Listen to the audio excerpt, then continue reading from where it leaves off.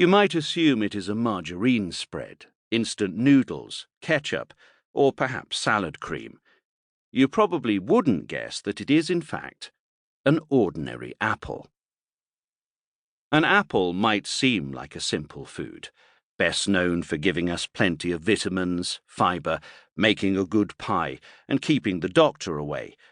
But a food label only tells us so much, and in practice it tells us very little that is useful.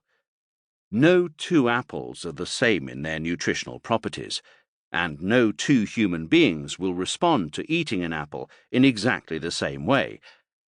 And what about what happens when you cook the apple, or combine it with fat, or ship it around the world in cold storage? As we'll see, there are many different questions we should ask about our foods, rather than obsessing about calorie counts. Our theoretical apple food label, which you won't find in your local supermarket, also reminds us just how astonishingly complex even the most familiar ingredients can be. And this is just a list of the chemical components we know about. We experience food in colour, with its associated memories, emotions, and flavours, but have tended to view food science and nutrition in monochrome. We often associate foods with a single chemical: oranges for vitamin C, bananas for potassium, coffee for caffeine, sardines for omega-3. In fact, most foods contain hundreds of chemicals we still know very little about. The true complexity of food has only recently been revealed with technology called high-resolution mass spectrophotometry, which clearly identifies at least 26,000 different chemicals in the foods we eat. Yet modern nutritional databases focus on a mere 150 nutrients. Individual chemicals identified in foods that have clinically identified functions in the body we actually know something about.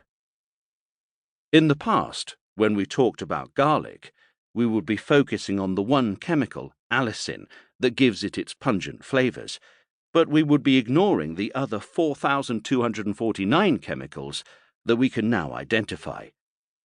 As we will see, this new holistic big data approach to nutrition is in its infancy, but will soon reveal the complexity of our foods with even greater precision. Our concern with individual nutrients, chemicals, and minerals has its origins in the aftermath of World War II, a time of mass starvation, nutritional deficiencies, and food rationing. We no longer see scurvy, nutritional blindness, and protein deficiencies in most countries, yet this mentality lives on. There are countless articles, interviews, books, and products to help us reach the perfect levels of vitamin D, chlorella, or magnesium, when most of us aren't deficient in these components at all. This nutrient and vitamin obsession in the last 2 decades has fueled a $30 billion industry. The irony is that healthy people who know how to eat well shouldn't need them, even if there was proof that they work. Many of our problems around the science of food come down to oversimplifying the properties of foods and our responses to them. I want to restore the complexity and the wonder to our food. I want to show you what we now do know about food, but also what we don't yet know. Compared to traditional sciences such as physics or chemistry, nutrition is a very new discipline, with degrees in the subject only starting in the 1950s.